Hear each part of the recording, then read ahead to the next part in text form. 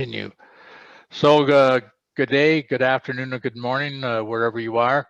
This is Dr. Peter Patterson from AZ Ascend doing Stewardship Huddle, part of a regular series.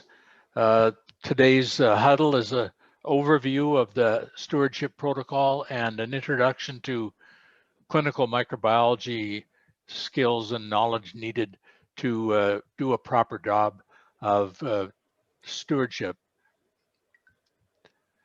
So the first thing to get clear is what we mean by stewardship. It's a good word. Stewardship, or becoming good stewards, which is sort of the theme of our entire work here. It means caring for a valued or a critical resource, in this case, antibiotics. And after that, stewardship means taking action of some kind to protect antibiotics. And generally, actions are either to preserve antibiotic effectiveness or to restore antibiotic effectiveness. And that restoring antibiotic effectiveness or dealing with widespread antibiotic resistance is the great promise of doing antibiotic stewardship well. So that's our game here. So the next thing to consider about stewardship is that realize that antibiotics, unlike most, in fact, any other therapeutic drug, antibiotics are unique because they're a shared resource. And it turns out that the spread of things like antibiotic resistance is directly related to the antibiotic use in any individual patient. So we can no longer say that we have the freedom to choose individual antibiotics for one patient or another without taking into account that antibiotic use in one patient affects all patients around the facility. So there are a few main ideas to the antibiotic stewardship protocol that AZ Ascend is working with now. The first, and perhaps most important, is to realize that the root cause of widespread antibiotic resistance, which is a condition in our world now, the root cause of that is overuse of antibiotics, plain and simple. And the response to that is our program aims to alter both diagnostic testing and prescribing habits. So that's the root cause. And the protocol itself focuses on clinical syndromes and not classes of antibiotics. In the early days, people focused on what type of antibiotic was being prescribed, and then had actions related to the type of antibiotic. But in contrast to that, we focus on syndromes. Syndromes are like urinary tract infection is a syndrome, or pneumonia is a syndrome. So the initial syndromes that we focus on are UTI and PNA. And the way we do that is, first we audit the facility testing and prescribing that's done, and it combines, the way we do that, we combine data from multiple sources: the laboratory, the pharmacy, and the radiology, chest x-ray, that kind of thing. And we marry that to the clinical features as noted in the clinical record. And we form that into data which we collect through time, and then feed it back in a structured communication loop. And we use REDCap, which is Research Electronic Data Collection Program. It's a very well-known international type program, and we have a instance of that running at the University of Arizona in Tucson. And that's used by infection prevention nurses in your facilities to collect the data that we need for the program. And from that data, we, on a regular basis, monthly or certainly every quarter, we produce regular reports about prescribing and diagnostic testing, both for prescribers, that's physicians and nurse practitioners, and for the nursing staff themselves.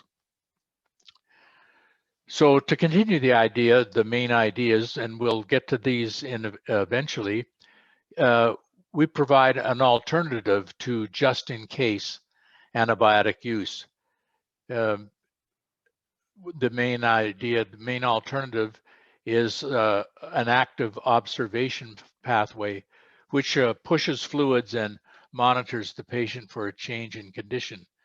And it turns out that when patients have low likelihood clinical symptoms, if you just push fluids and observe them for 24 or 48 hours, most of the minor symptoms will resolve, and therefore you don't need to prescribe just in case antibiotics in case the patient has an infection. So that's an alternative that we provide, and it works very, very well in facilities that have used it up to now. And the last main idea is in-service education. And we do it both at startup and periodically over time, particularly when new staff are on at the facility. We do periodic in-service education. And the target for in-service education is everyone, basically, not only the nurses, all the nursing staff and the CNAs, but the prescribers for sure, and even the people in senior management, the administrators. Everyone needs to be on the same page with regard to our progress with the program of antibiotic stewardship.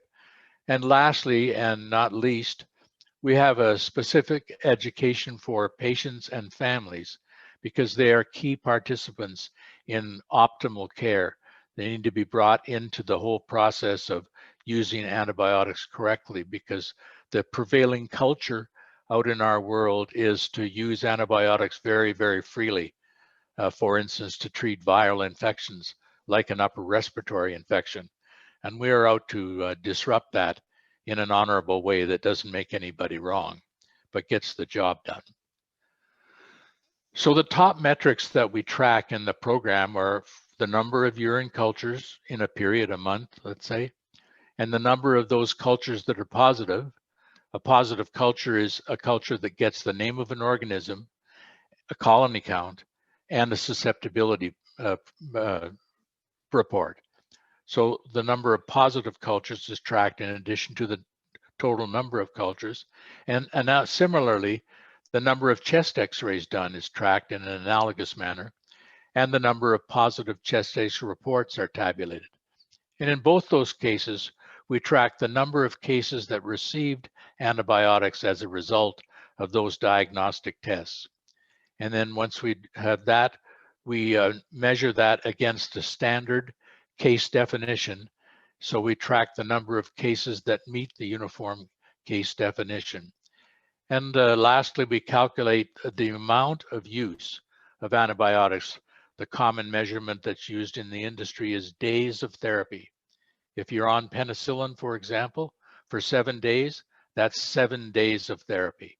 And if you're on penicillin and tetracycline for 5 days, then you're on the days of therapy is 7 plus 5, 12.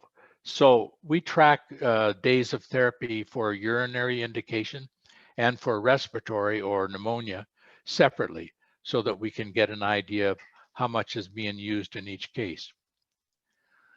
So having said a little bit about how the program works, let's move into the kind of knowledge that's needed by nurses to effectively interpret microbiology reports, and I call that Microbiology 101. And we're going to break it down into the principles of Microbiology 101 and then some details about the practice. So the first principle for microbiology that you need to know is just because a bug is growing in your resident, it does not necessarily mean it's causing an infection. And we need to be able to distinguish between bacteria that are causing an infection and bacteria that are there just as normal colonization, the normal flora. And there are two pretty interesting things that you can read. If you Google the word tending the body's microbial garden, you'll get the New York Times article that was written about that several years ago now, and it's a really good introduction to the idea of the resident microbiome that's present in all of us humans. And an analogous article is in the New Yorker in October of that year, and it's entitled "Germs Are Us," and it's pretty much about the same thing. So the principal one is growing a bug in culture. Having a culture report that just reports an organism doesn't necessarily mean it's an infection, as we shall see. So to continue this idea of our microbial garden, it's good to know that bacteria are everywhere. They're on all surfaces, they're on our skin, they're inside our bodies. So they're ubiquitous, that's what we call it, they're everywhere. And they're invisible. If we could see bacteria, we look at that, be like that lady in the picture here, where the orangish material on her skin is an artist's conception of what it might look like if you could actually see the bacteria that are there, but we can't. And that's part of the reason why we need to collect data and do the reports in the way that we do, because we give visibility to the bacteria. So the collection of resident bacteria, both on the skin and in the GI tract everywhere in the body, is referred to as the microbiome. And it's more diverse actually than the human genome. Our bodies have roughly 5 to 10 times more non-human cells than they do human cells. That's a surprising fact. We are inextricably bound up with the microorganisms as part of our normal flora. It turns out that the combined genome of the resident organisms is in excess of a million genes, versus our genes in a human cell, we have roughly 23,000 genes. So it turns out that the bacteria far outweigh the number of human cells. An interesting fact and a key thing to know to go forward with effective antibiotic stewardship. So continuing that little story about the microbial garden, the original germ theory that from the 1800s was all focused around the idea that bacteria make us sick and they cause disease and they are dangerous. They're organisms that are originally isolated in those days were the pathogens that cause specific disease. And over time, the ideal became to be germ-free or have a super clean surrounding. And the problem or the issue is when in those days, when the organisms were found on the skin or in the throat or in the urine, it was referred to as contamination. So anytime you see the phrase contamination with organisms, you know that the person saying that has their mindset of the original germ theory, and we're going to put that one to rest and move away from it to the new germ theory, as we'll see in a moment. And the last kind of fun thing to think about the original germ theory is that people would say the only good bug is a dead one. So people spent all kinds of time trying to kill organisms, wipe surfaces with antiseptics and all that kind of thing, which is a good thing. You just have to realize that we aren't getting rid of all the organisms. They're still around no matter if we clean them out of one area for a while. So now the new germ theory that our program is actually based on it recognizes, first of all, that bacteria were here 400 million years before humans. And it turns out that they are mutual partners with all animal species. Every animal that is involved on the planet, and like us too, has a close relationship to microorganisms.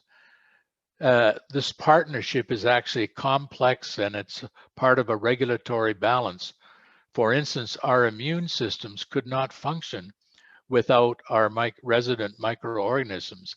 And the immune system's main function is to manage our relationship with the resident bacteria and viruses.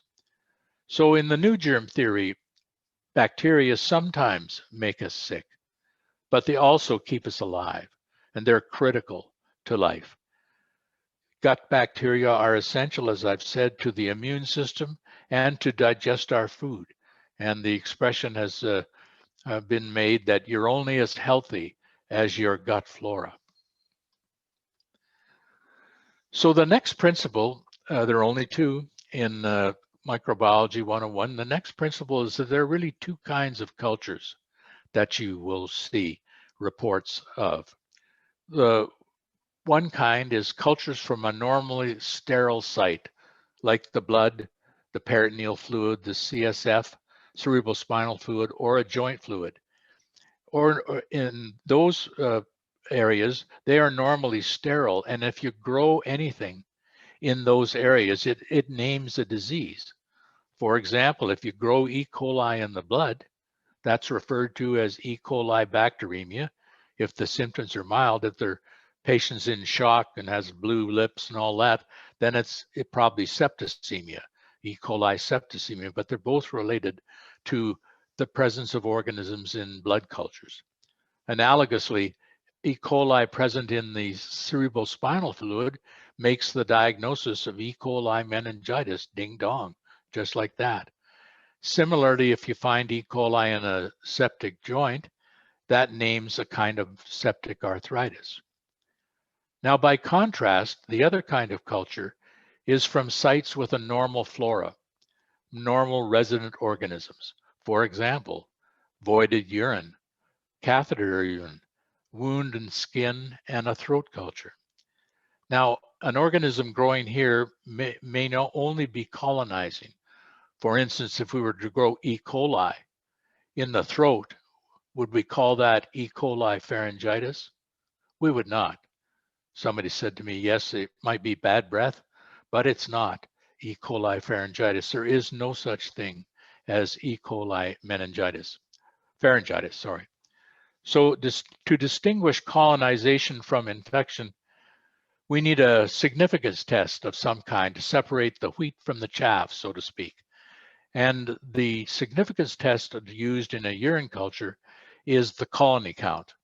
And in other kinds of culture, like a wound culture, a gram stain is one of the ways to separate infection from colonization, as we may see.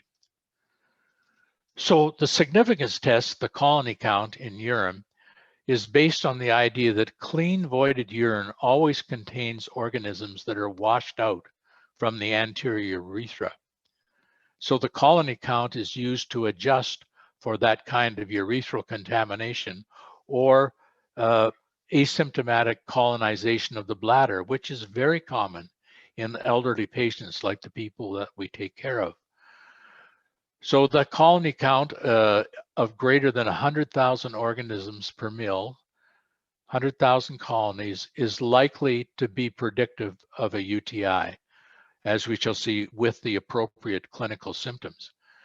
A colony count less than 10,000 organisms is most likely representing the kind of contamination from the anterior urethra that I've spoken about.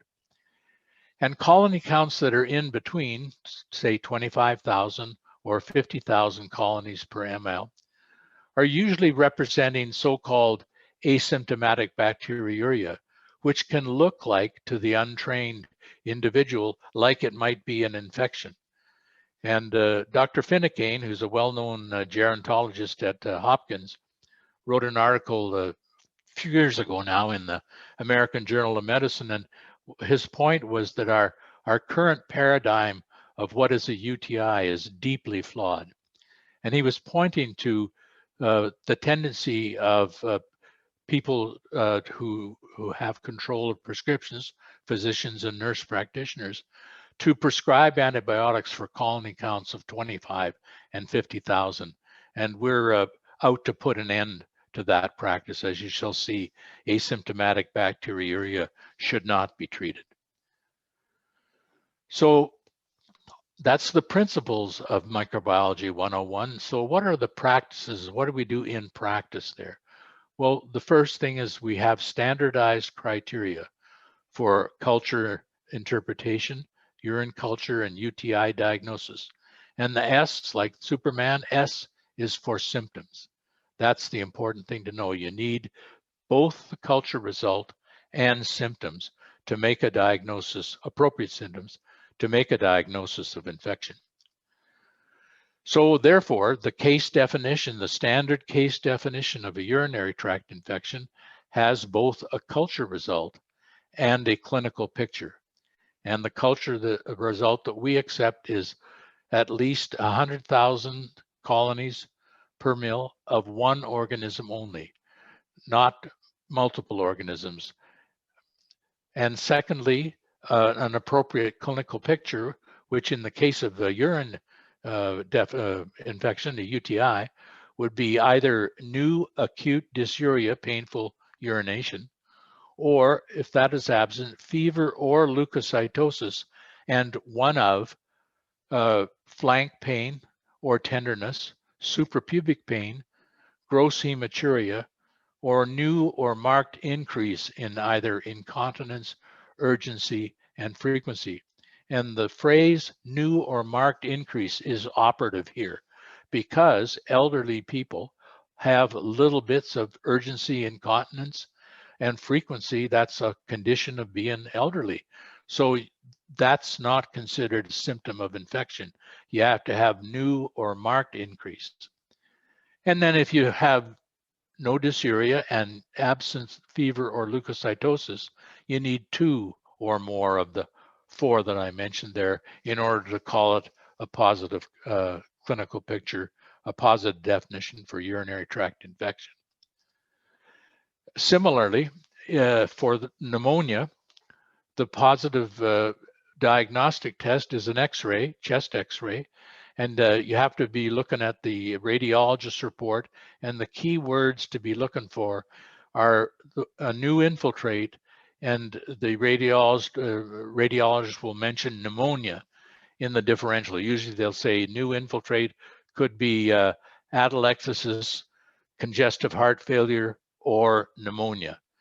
So that would be a positive chest X-ray report. And but before you give antibiotics in a case that might be pneumonia, you have to have the appropriate clinical picture. And somewhat analogously, it looks kind of similar to the urinary tract. You have to have the leukocytosis or fever and one of a new or increased cough, purulent sputum, that's yellow or green sputum, and decreased oxygen saturation with a oxygen monitor, less than 94% saturation on air, or less than a 3% rise when you give them oxygen, or a high respiratory rate, 25 per minute, or new or changed lung findings with the stethoscope. When you put them on, they'll have changed lung finding, or pleuritic chest pain. And if you don't have leukocytosis or fever, then you need 2 or more of those to make a positive definition. And just while I'm there and I remember, the definition of a leukocytosis is not elevation above the upper limit of normal. McGeer criteria, which we use as the standard definitions for infection, specifies that leukocytosis means a white count greater than 14,000. So you don't react to white counts like 12,500 or 13,000. Those are insignificant from the point of view of making a diagnosis of infection. And that is a surprising thing for people to hear, but there it is in McGeer's criteria. So with regard to antibiotic stewardship and the standardized definition, here's the clinical opportunity. The opportunity is becoming good stewards of antibiotics will work to preserve antibiotic effectiveness, and as we are counting on restoring antibiotic effectiveness, and we've seen that in some of our early work. As soon as you decrease the number of inappropriate cultures and antibiotics, the multiple resistance goes away, starts to go away. The only thing holding widespread antibiotic resistance in place is the pressure of antibiotics, often antibiotics that shouldn't be used, as we shall see. So the opportunity is improved patient care by decreasing the complications of antibiotic therapy, and it's become appreciated more and more that antibiotics are not benign.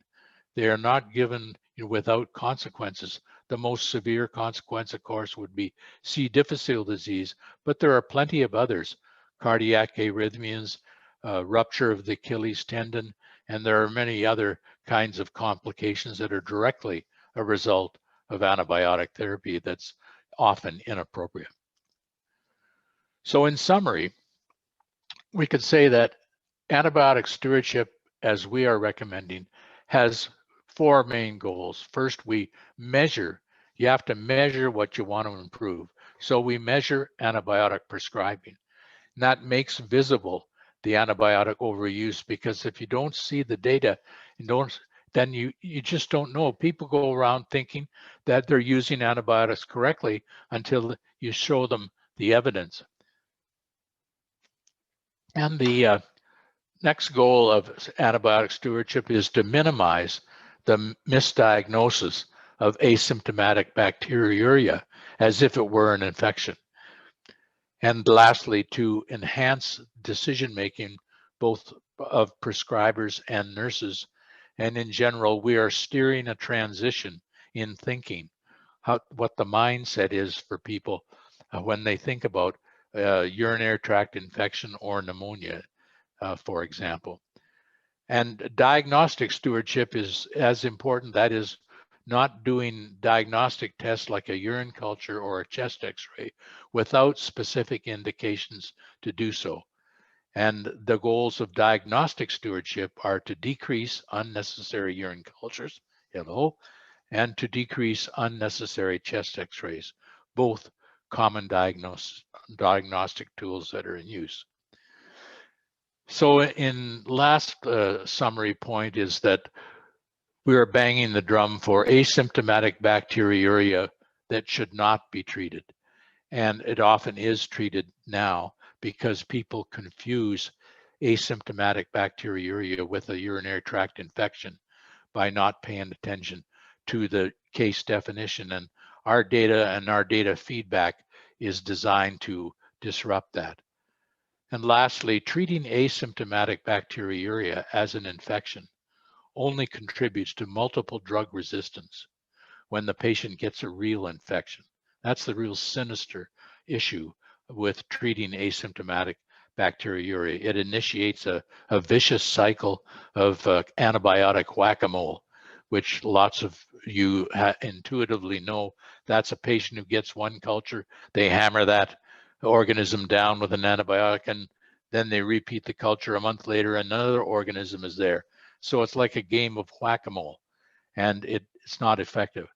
And lastly, and most importantly, treating asymptomatic bacteriuria as if it was an infection opens the door to all the unneeded, unwanted post-antibiotic complications. So that pretty much ends our little session for today. Stay tuned for more episodes downstream, and thank you for your attention. The end.